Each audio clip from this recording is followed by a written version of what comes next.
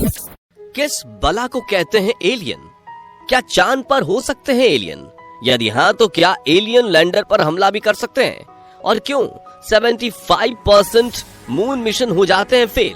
चांद के खौफनाक माहौल में कैसे सरवाइव करेगा भारत का चंद्रयान? चांद से आए कामयाबी की और तस्वीर। दोस्तों, चांद पर मिशन भेजने का सक्सेस रेट सिर्फ 27% है।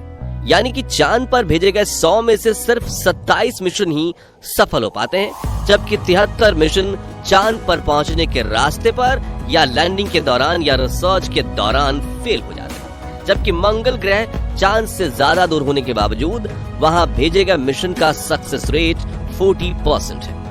ऐसे में इन मिशंस के फेल या पास होने में से मुख्य 3 चीजें जुड़ी होती हैं। वहां जाने का रास्ता, लैंडिंग और रिसर्च प्रोसेस। सबसे पहले जाने के रास्ते की बात करें तो मंगल ग्रह दूर होने के कारण वहां स्पेस क्राफ्ट को भेजने के लिए लंबा गैलेक्टिक हाईवे मौजूद है, जिस पर चलते हुए कोई भी स्पेस क्राफ्ट आसानी से मंगल पर पहुंच जाता है। जबकि चांद के पिछले हिस्से यानी कि फार साइड, जहां पर चंद्रयान 3 गया है, वहां जाना काफी ज्यादा कठिन होता है, क्योंकि सबसे पहले तो हम धरती पर बैठकर उस तरफ घूम रहे स्पेस क्राफ्ट से सही कम्युनिकेशन नहीं बिठा पाते और कई बार इसी कम्युनिकेशन गैप की वजह से स्पेसक्राफ्ट अपनी ऑर्बिट से बाहर निकल जाता है और मिशन धरा का धरा रह जाता है। जैसे कि पिछले दिनों भारत से आगे निकलने की कोशिश में रूस ने अपना लूना 25 स्पेसक्राफ्ट को डायरेक्ट रास्ते से चांद पर भेजा था, और जब वो 100 किलोमीटर की कक्षा में घूम रहा था तभी उसकी ऑर्बिट छोटी करने के लिए रूसी स्पेस एजेंसी ने उसके थ्रस्टर्स इंजन ज्यादा फायर कर दिए और नई ऑर्बिट पकड़ने की बजाय वो अपनी ऑर्बिट से भटक गया और एकाएक चांद पर क्रैश हो गया।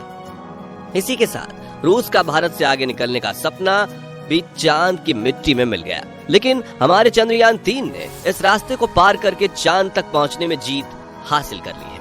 अब बात करें लैंडिंग प्रक्रिया की, तो जैसा कि आप जानते हैं मंगल ग्रह पर वातावरण है, इसलिए जब भी कोई लैंडर मंगल की सतह पर लैंड होने के लिए वातावरण में प्रवेश करता है तो घर्षण की वजह से उसकी रफ्तार कम होने लगती है और हवाएं चलने की वजह से आखिर में पैराशूट भी खोला जाता है, जिस वजह से मंगल पर लैंडिंग करना आसान हो जाता है। जबकि चांद पर बिल्कुल पतला सा वातावरण मौजूद है, ऐसे में स्पेस क्राफ्ट को अपनी रफ्तार खुद ही कम करनी होती है और अगर वो नहीं हो सकी तो क्रैश लैंडिंग हो जाती है। अब बात करें मिशन की सफलता से जुड़े हुए सबसे महत्वपूर्ण और आखिरी पड़ाव यानी रिसर्च मिशन पूरा करने की, तो इसमें चंद्रमा की जियोलॉजी, क्लाइमेट कंडीशन और लैंडर व रोवर की मजबूती काफी महत्वपूर्ण किरदार निभाती है।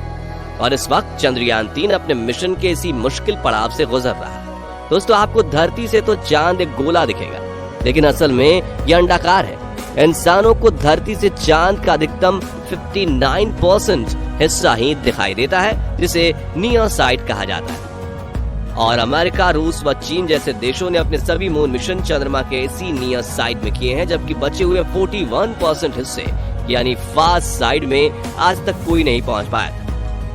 लेकिन भारत के चंद्रयान ने वहां सफल लैंडिंग करके एक बड़ा कीर्तिमान रच लिया है। हालांकि गौर करने वाली बात तो ये है कि सिर्फ वहां उतरना ही काफी नहीं है, क्योंकि चांद के इस छिपे हुए हिस्से में कई ऐसे खौफनाक मुश्किलें मौजूद हैं जो भारत के चंद्रयान को तबाह भी कर सकती हैं। साथियों, चांद के इस हिस्से में आज तक हम इंसान ठीक से नजर नहीं पहुंचा पाए, इसलिए हम इसे जगह के बारे में काफी कम जानते हैं। और कई स्पेस एक्सपर्ट्स का तो ये तक मानना है कि चांद के इस हिस्से में एलियंस रहते हैं, जिन्होंने यहाँ मौजूद बड़े बड़े क्रैटर्स में अपनी सीक्रेट बेस बनाकर रखा है। यही वो जगह है जहाँ इस वक्त चंद्रयान 3 मौजूद है। तो क्या सचमुच चांद पर एलियन मौजूद है? और अगर हाँ, तो क्या ये एलियन चंद्रयान 3 के विक्रम लैंडर और प्रज्ञान रोवर पर हमला कर सकते हैं, या फिर प्रज्ञान रोवर सीक्रेटली अपने कैमराज की मदद से इन एलियंस की मौजूदगी को कैप्चर कर लेगा?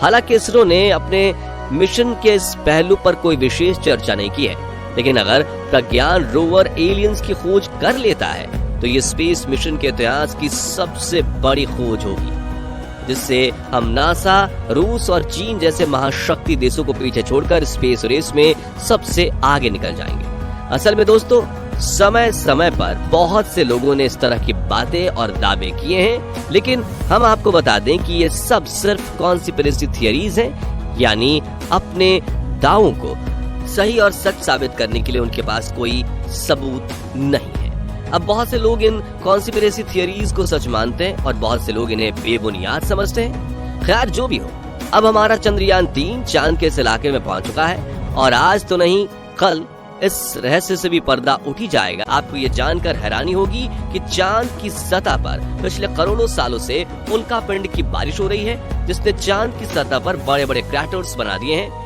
क्रैटर्स 1 सेंटीमीटर से लेकर 2500 किलोमीटर तक बड़े हैं और इनकी गहराई 10-10 किलोमीटर से भी ज्यादा हो सकती है। ऐसे में अगर प्रज्ञान रोवर अपने सफर में किसी क्रैटर के पास जाता है और उसके टायर फिसल जाते हैं तो उसे रेस्क्यू करना नामुमकिन हो जाएगा, क्योंकि इन क्रैटर्स में करोड़ों सालों से सूरज की रोशनी तक नहीं पहुंची और ये अपने अंदर कैसे रहस्य समेटे हुए हैं ये किसी को नहीं पता। वहीं चांद की सतह भी काफी ज्यादा ऊबड़ खाबड़ है। ऐसे में यहाँ चलना काफी खतरनाक हो सकता है और रोवर के लिए ये काफी मुश्किल टास्क भी होगा।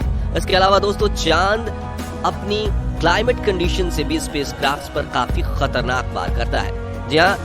जहाँ दिन के समय चांद का तापमान 120 डिग्री सेल्सियस तक पहुंच जाता है, तो वहीं रात के समय यह तापमान धीरे धीरे घटकर -230 डिग्री तक चला जाता है। ऐसे में तापमान में होने वाले इतने बड़े बदलावों की वजह से कई बार लैंडर और रोवर पर लगे उपकरण काम करना बंद कर देते हैं। और आपको ये जानकर ताज्जुब होगा कि इसरो ने चंद्रयान 3 के उपकरण बनाने में कई साल लगा दिए, लेकिन फिर भी ये उपकरण चांद के -डिग्री तापमान में काम करने योग्य नहीं बन पाए हैं। इसलिए इसरो ने दिन के समय में विक्रम लैंडर को चांद पर उतारा है, यानी अगले 14 दिन चांद के इस हिस्से में दिन बना रहेगा और यही चंद्रयान 3 मिशन की अवधि है, जिसके बाद रात होते ही विक्रम लैंडर और प्रज्ञान रोवर के सोलर पैनल काम करना बंद कर देंगे और चार्जिंग खत्म होने पर ये दोनों बंद हो जाएंगे और सदियों तक चांद के इस इलाके पर पड़े रहेंगे। आपका इसके बारे में क्या सोचना है? अपना जवाब कमेंट के माध्यम से जरूर शेयर कीजिएगा। बाकी हमारी आज की इस वीडियो में बस इतना ही। वीडियो अच्छी लगी हो तो इसे लाइक और शेयर जरूर करना। मिलते हैं जल्दी एक और इंटरेस्टिंग वीडियो के साथ, तब तक के लिए गुड बाय, जय हिंद।